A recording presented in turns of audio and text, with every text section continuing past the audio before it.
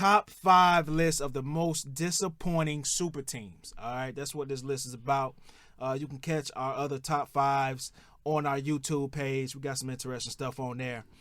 But let's get right to it, man. Top 5. All right, so number 1 is going to be the most disappointing of all time. Oh, it's starting at the top and going down.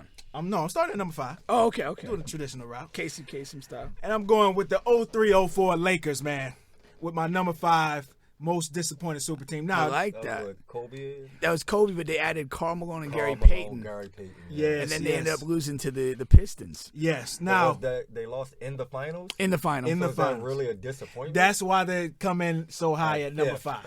Okay. It right? was Karl Malone broke down Yes. by the final. But, and he wasn't healthy, retired yeah. after that. You know what I Yeah, mean? But Gary yeah. Payton still had And he some- caused a some little tread on mayhem tires. with Kobe's wife before he left. Yeah. Not the only mayhem he caused in his career. Karl Malone is a strange individual. Different. Different is the right word. Different is the right word. But just like I guess the thing, like remembering that time, and the Lakers had the three-peat in the bag already, Yeah. and they signed those two guys, and it just felt like the season's over. They're gonna Yeah, win and that's the this. talk. Yeah. That was You the know. talk around. This is a super team. These guys are going to walk through this NBA season, and and they got to the finals. So that's that's something to note. But and then during that season, that's the sexual assault. All that Kobe with was Kobe. going through that. That was that same season. Same- Yeah. So they went through, it was a lot going Yeah, on. but off hey, the court. Eternal respect for Kobe for playing through. I'm a big playing through guy. yeah. Don't do Tiger Woods where you sit out and go to sex rehab. Just have more sex and keep playing. I like Peyton. This is a side I never see in Peyton. I always see him in like straight coach mode. Like coach mode. He's a wild guy on this show, man. That's the least thing he's ever said. Yeah. All right, so coming at number 4, we have the 2009 through 12 OKC Thunder, really, right? And this is why I have them on here, because they were somewhat young, but there was a loaded team, man, with KD, with Westbrook, with Ibaka, with James Harden. Oh, they were stacked. Perks that had They a little were bit the left. only qualm I have is I don't. When I think of super team, I think of a team that goes out and acquires Acquire players. high end talent. But that was an organically grown team, and I just kind of that was drafted. Still yeah. super. I still feel it's kind of a different dynamic, honestly, just for me. Yeah, how they came together. But But that matters. Yeah, but if I give you one orange and one apple, and then over here I got one cantaloupe and one watermelon, there's still 2. You got 2, I got 2. It don't matter how you got it I don't or eat what fruit. we're I'm talking kind of lost. about. 1 + 1 equals 2, no matter how you get there, my man. That's what I'm talking about. So through the draft or through free agency, it was still a good team, a damn yeah. good team. Yeah. And they had one finals run They shouldn't have throughout broke the that time, team up. and they shouldn't have broken No, it up. that- And they should have went into the luxury tax like teams are doing nowadays. No. To The me, owner was that's scared to go into that. that's the story of that team. Is Yeah. that they had an organic super team and they didn't have the financial balls to keep it together. And even then, knowing that they were going to break it up, they made the wrong decision in getting rid of Harden instead of Serge Ibaka. Serge Ibaka. Yes. Because they felt like they had to make a decision between those two, and they just made the wrong decision, which, that just happens. That's, revisionist history there. I don't blame him. Serge Ibaka was a beast at defending the rim at that time. He could, they were Step entering the out. small ball 5, so I see where they were going with that decision, though. Yeah. All right, that's number 4. Coming in at number 3, I have the 2007 New England Patriots. All right. Ooh, the undefeated squad? The undefeated squad, yes, that lost in the Super Bowl because Was that with Randy Moss? Yeah. This was what. How yeah. can you call I disagree with That's that. a disappointing team. They didn't win at all. This is the team that was destroying the league. Everything. Yeah. You know what I mean? That was the helmet catch, right? the one hand catch. Yeah. I don't know if it was either that season or the other. No, it was the helmet catch Giants. because the other season it was Mario Manningham down Yeah. the sideline and Eli tucked that thing Eli, in on him. Yeah. No, that's it, dude. I disagree. Why would you disagree? Because I don't think that was a disappointment. I mean, they gave us an unprecedented season, and I know they lost the Super Bowl on the freaking helmet catch. But I don't. When I look at disappointment, I'm like, you guys were horrible below expectations. I just don't see it like that. I see it because the team was super loaded, and you didn't get the job done. and you have all of those players in the near prime, and that's the only year we got out of that. You understand? Like Randy Moss went on to play for other teams. They didn't bring him back. They got, you know how the Patriots do, man. They got rid of some of the other stars, They changed the guys star like- corner. when they do You know that. what I mean? And Yeah, that yeah, was the only year of that super team. I get it. Yeah. So that was disappointing as well. So you know what I mean? It's other factors, not just not winning, but you only got 1 year of that super team. Yeah. I get it. I still just kind of fundamentally disagree, but go ahead. Carry on. Coming in at number 2. We're talking super teams, but this team was called the Dream Team, the 2011 Philadelphia Eagles. All right, this is a team that, of course, was stacked, and they were supposed to. Who was on that team? destroy the team. I might have So slept through that. you got Michael Vick Mike was the Vick. starting quarterback, but also Okay. Vince Young was the backup. All right, you So got they were LaShawn solid at the quarterback. quarterback You got LaShawn McCoy and Ronnie Brown. Ronnie Brown was a star with the Dolphins. Yeah, I they remember brought him, him yeah. over McCoy as was a the backup. leading rusher. And McCoy was the leading rusher in the league. You got Deshaun Jackson over there and Yeah. Jeremy Maclin.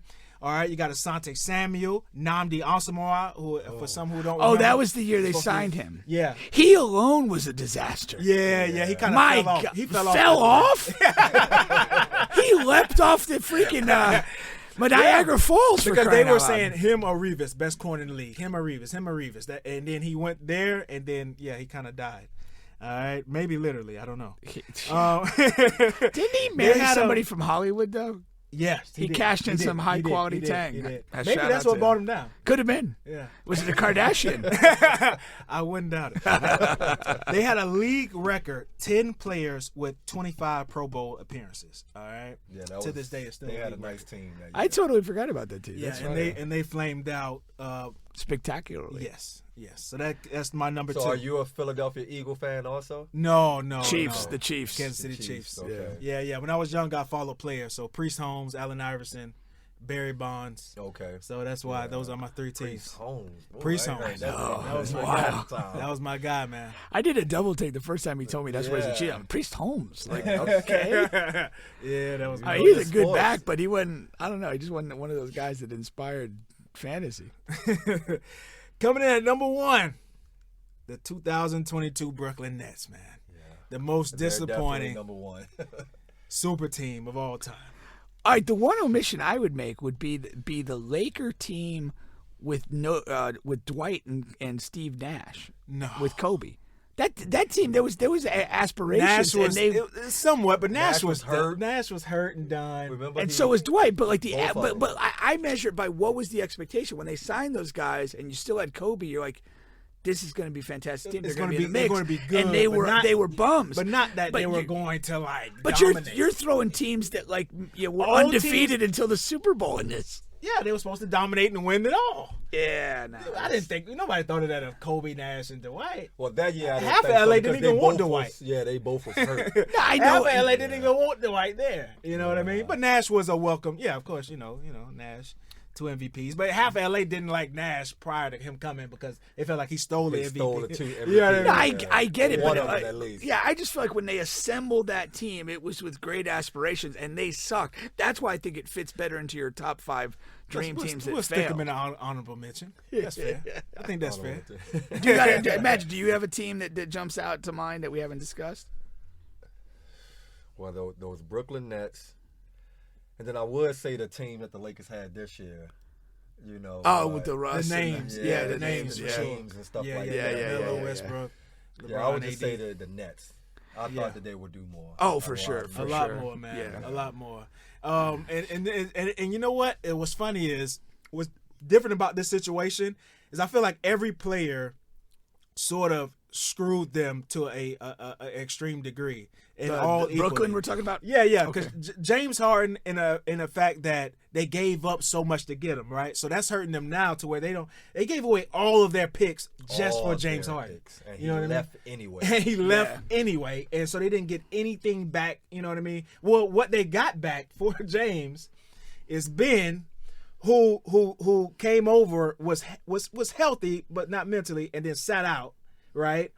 And that's sparring maybe if he plays and plays well, maybe Kyrie and KD have different mindsets. We can run this back. We got our 14. We Let's got our go. 14. That was, I mean, when the trade was made, I didn't think it was terrible for Brooklyn. I'm figuring, well, I didn't either, to be honest. If Ben gets out of his own head and gets away from Philadelphia, he could be a nice fit where he wouldn't have a lot of pressure to score with those two great scorers, and maybe Play this defense, works. Rebound, get out on a break and get the ball to your score. And then of course you got the Kyrie. We don't have to go down that road. We know how he affected that team.